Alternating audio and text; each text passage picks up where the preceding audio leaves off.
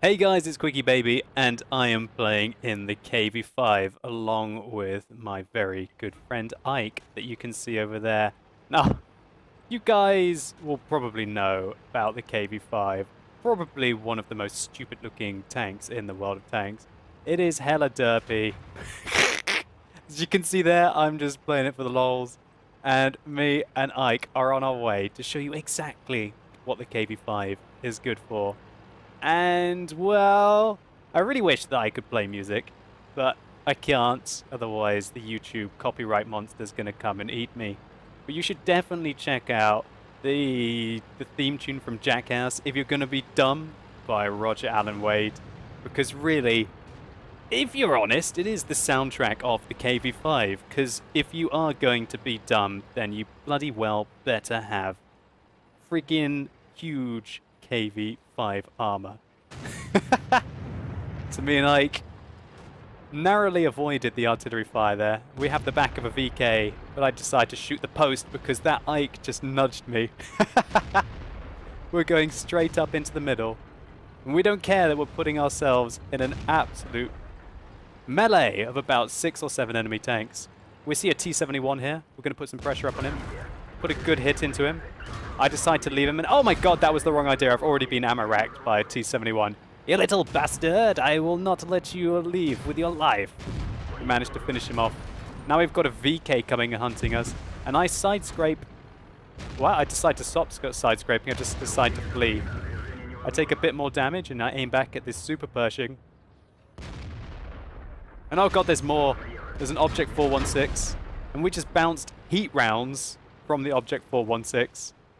And now me and Ike are going hunting.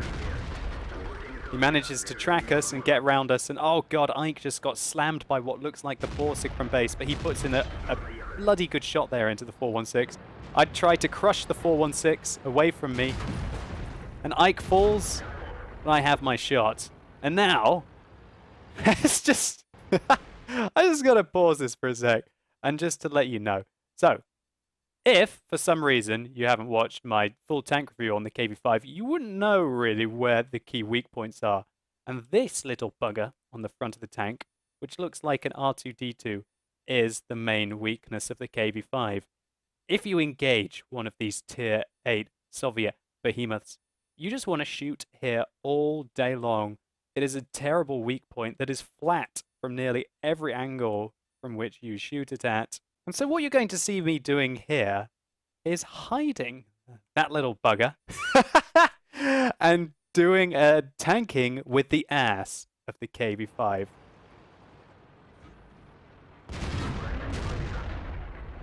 So we failed to penetrate the lower plate there on the VK. And lo and behold, Super Pershing, king of the Pershings. We managed to penetrate him, and he's unable to penetrate us. He's looking for shots. He's trying to shoot my cupola now, and he's unable to get us. And his little friend, the WZ, has managed to join the fray. We managed to take the WZ out. The Super Pershing is now locked in combat with us.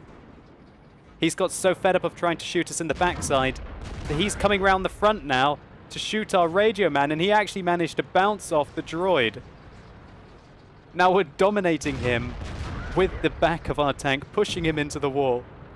And this poor Super Pershing is struggling so hard, unable to penetrate the back of the KV5. So we're angling our armor, and he finally manages to track us there. Goes round to the front, starts to put pressure up, misses our droid again, the poor guy. And every time we ram him, we do like 60 damage to him. We bounce off his cupolas, another 41 damage. And he bounces off us again, and we finally put him down. Oh my god. 4 kills, 3,000 damage. Okay. Put me to bed, I'll go to sleep. That was simply ridiculous. And what the KV5 is great for, bouncing all day long off the ass of the tank, luring the enemies around to try and take out your droid while you're putting fire on them. Unfortunately for me, this replay goes sour very quickly when something with a rather larger caliber gun engages us, and you can see just how bad the accuracy and aim time was on the KV-5 there. So we were unable to even do any damage to the Waffenträger. So I think I'm on a bit of an adrenaline rush there after that amazing melee combat that we had up above. So I tried to go for the artillery, but the Borsig has other ideas.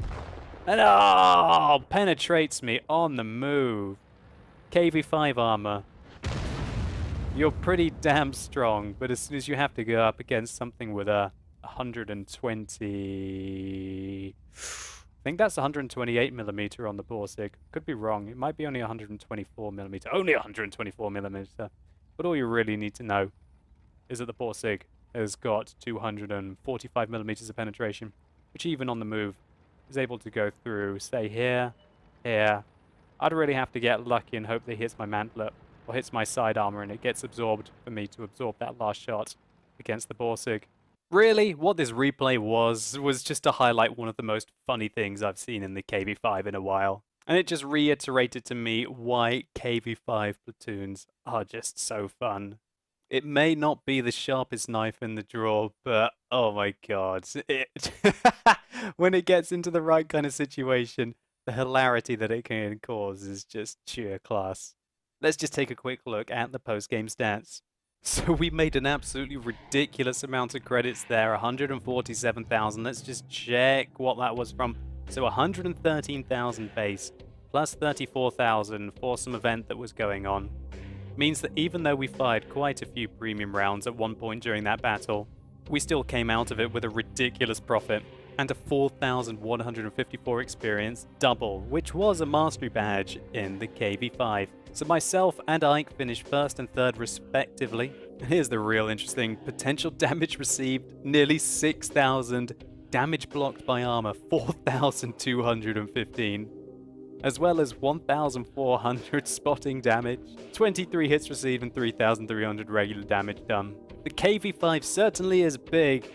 It might not be clever, but it definitely gets the job done. So if after seeing this you want to see more KV-5 gameplay, I have done a full tank review on this Soviet beast, so definitely think about going and checking it out. Anyway guys, I hope you enjoyed this replay. If you did, please consider rating it down below, I'd really appreciate it. And let me know in the comments what you think about the KV-5, and is it really viable to be driving this tank backwards just to hide your radio man, as we saw that super Pershing on the enemy team.